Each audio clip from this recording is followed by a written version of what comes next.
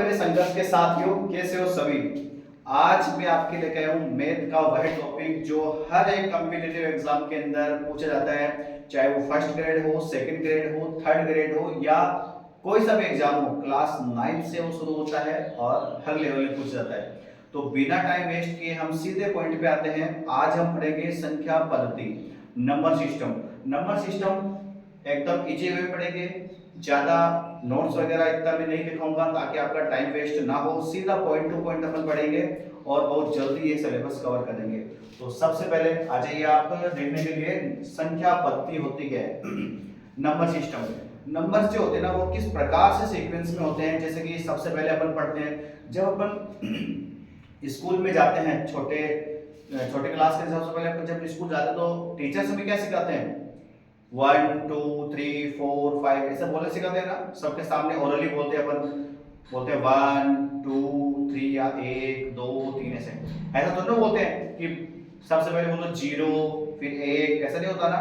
तो सबसे पहले अपन जब स्कूल जाते हैं तो हमें क्या सिखाया जाता है, 1 से स्टार्ट। तो यहीं से आपका कंप्लीट हो गया पहला। तो प्राकृत संख्या जिसको बोलते हैं नेचुरल नंबर। नेचुरल वे के अंदर जब आप पढ़ते हो, जब आप फर्स्ट क्लास के अंदर पढ़ने जाते हो तो आपको ये नहीं पूछा था कि आपको कितना ज्ञान है। आपको डायरेक्ट नेचुरल तरीके से पढ़ा जाता है कि बेटा सबके सामने बोलो 1, फिर होते हैं 2। इसका मतलब प्राकृत संख्या कहां से शुरू होती है, 1 से।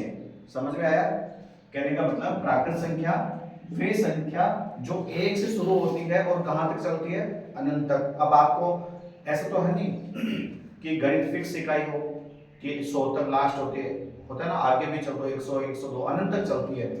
तो प्राकृत संख्या क्या होती है, जो 1 से स्टार्ट होती है वह संख्या जो 1 से शुरू होकर अनंत तक चलती है, अनंत तक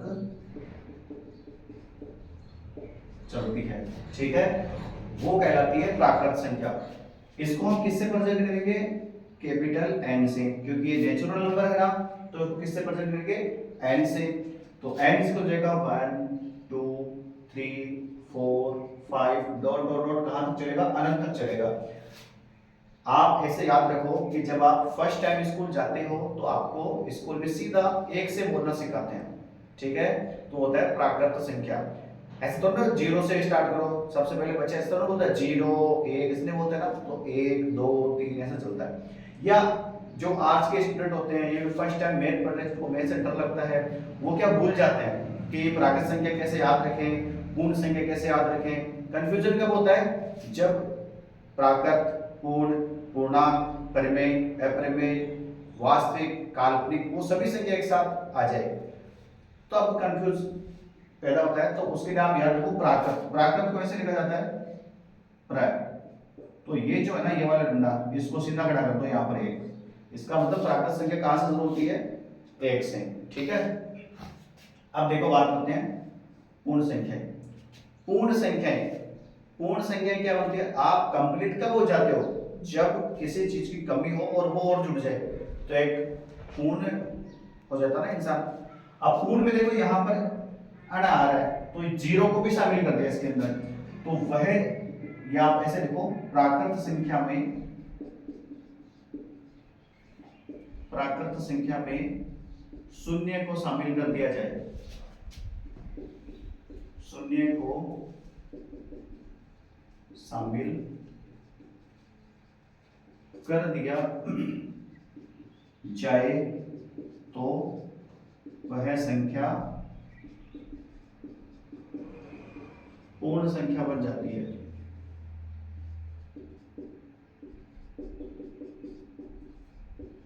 ठीक है ना। पूर्ण संख्या क्या होगी, अगर प्राकृत संख्या में आप 0 को शामिल कर दो, शून्य से स्टार्ट अगर कोई भी संख्या होगी तो वो क्या कहलाएगी, पूर्ण संख्या। इसको किससे प्रेजेंट करेंगे, W से। वो नंबर होता है तो इसको W से प्रेजेंट करेंगे। W जैसे कि 0 1 2 3 4 डॉट डॉट डॉट ऐसे अनंत तक चलेगा, वो हो जाएगा पूर्ण संख्या। तो प्राकृत संख्या जो 1 से स्टार्ट होती है और पूर्ण संख्या जो जीरो से स्टार्ट होती है, ठीक है। पूर्ण संख्या किसे कहेंगे? जो जीरो से शुरू होती है और कहां तक चलती है?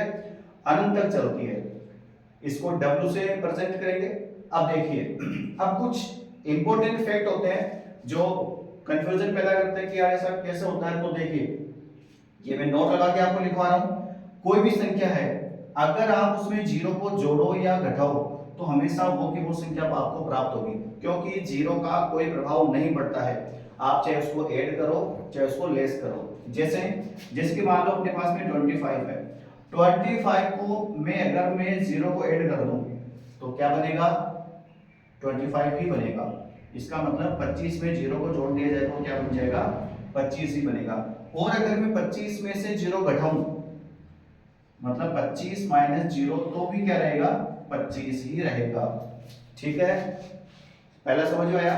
जीरो को चाहे जोड़ो या घटाओ, हमेशा वही संख्या हमें प्राप्त होगी। जीरो से कोई प्रभाव नहीं पड़ेगा जोड़ने या घटाने पर। दूसरा पॉइंट, अगर किसी संख्या को जीरो से अगर मैं गुणा कर दूं, किसी भी संख्या को जीरो से अगर मैं गुणा कर दूं तो क्या प्राप्त होगा? हमें जीरो ही प्राप्त होगा। जीरो उसको पूरी को खत्म कर देगा। जैसे कि मान लो मैंने एग्जांपल ले लिया 75। अब 75 को अगर मैं जीरो से मल्टीप्लाई करूंगा तो क्या बन जाएगा? जीरो। कोई भी नंबर हो, एक्स वाई जेड, कोई सा भी नंबर हो, अगर मैं उसको जीरो से मल्टीप्लाई करूंगा तो वो क्या बन जाएगा? जीरो। जो मर्जी वो नंबर ले लो, उसको जीरो से गुणा करो तो क्या बनेगा? जीरो। थर्ड, अगर जीरो है और उसमें किसी संख्या का भाग लगा रहे हैं अपन, किसी भी नंबर का अगर हम जीरो में भाग देते हैं तो वो क्या बन जाता है? जीरो। ये सब अपन एक्सप्लेन भी करेंगे। अब देखो, जैसे कि मान लो ये जीरो है, उसमें 25 से डिवाइड करेंगे इसको तो वो जीरो बनेगा। कैसे? किसी भी संख्या में अगर आप भाग देते हो तो पॉइंट लगाकर उसमें जीरो ऐड कर दो। अगर मैं पॉइंट लगा के भी यहाँ पे जीरो जीरो करूं तो सब जीरो जीरो रहेगा, तो आप जीरो जीरो जीरो जीरो उतारते जाओ तो जीरो का कोई मतलब नहीं है। तो इसका मतलब किसी भी संख्या में, किसी भी संख्या का अगर जीरो में आप भाग लगाते हो तो क्या प्राप्त होता है? हमें जीरो ही प्राप्त होगा। क्लियर? फोर्थ पॉइंट देखिए, अगर किसी भी संख्या में जीरो का भाग लगा दिया जाए, पहले हम जीरो में संख्या का भाग लगा रहे थे, अब संख्या में किसका भाग लगा रहे हैं? जीरो का, तो क्या प्राप्त होगा? अनंत, अपरिभाषित। कैसे? जैसे कि सपोज करो अपने पास में है 100 में अगर हम जीरो से इसको डिवाइड करेंगे, देखना ऐसा नहीं होता है कि नीचे जीरो तो कुछ छोड़ दे रहे, क्या इसका कोई मतलब नहीं है, बहुत कुछ बदल देता है ये। 100 में अगर हम जीरो का भाग लगाएंगे तो आएगा अनंत। कैसे? जीरो का कोई पहाड़ा होता है क्या? नहीं होता। तो जीरो का पहाड़ा बोलते जाओ, कभी भी 100 नहीं आएंगे। इसका मतलब अनंत तक बोलते रहो उसका पहाड़ा, कभी संख्या आएगी नहीं। तो इसका मतलब एक है अपरिभाषित है। क्लियर? सबसे इंपॉर्टेंट बात, अगर कोई भी संख्या है और उसकी पावर में जीरो है, उसकी घात में जीरो है, या डिग्री का साइन नहीं है, ये है घात में संख्या, ठीक है ना। अगर किसी भी संख्या की पावर जीरो है तो वो हमेशा क्या बन जाती है? एक। जैसे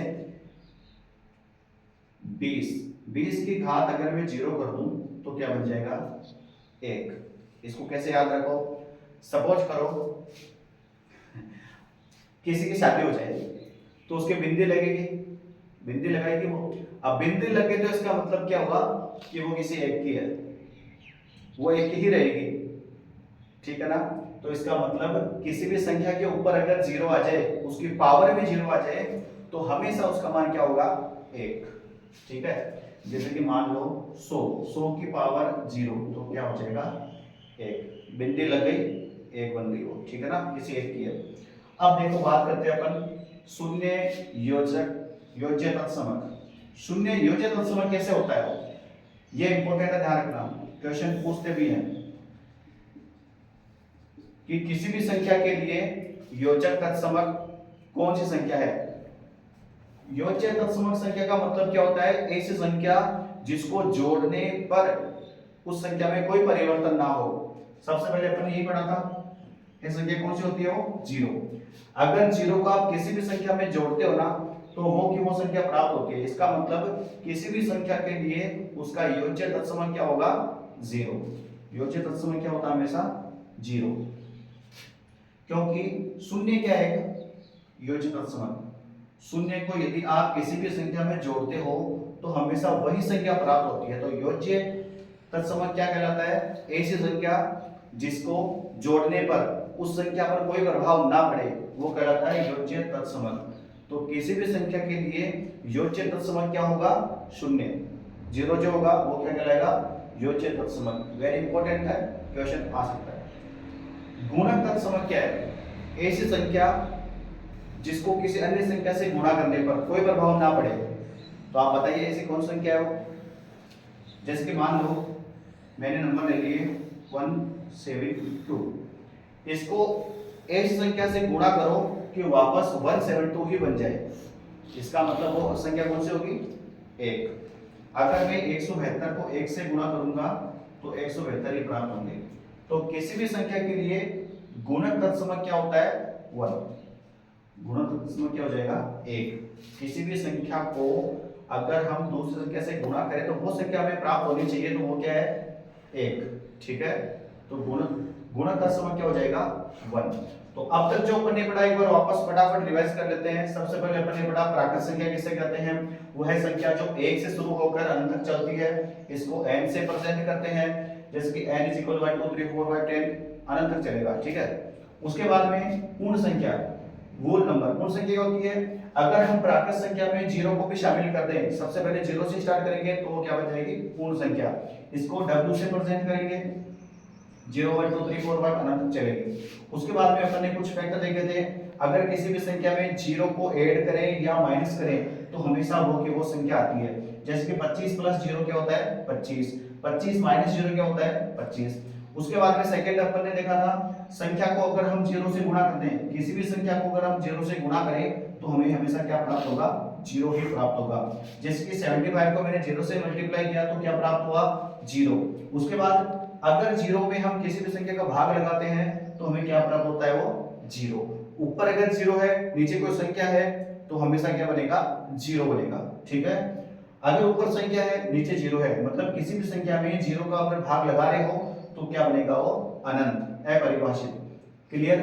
अगर किसी भी संख्या के पावर में जीरो है, उसकी घात में अगर जीरो है तो क्या बन जाएगा?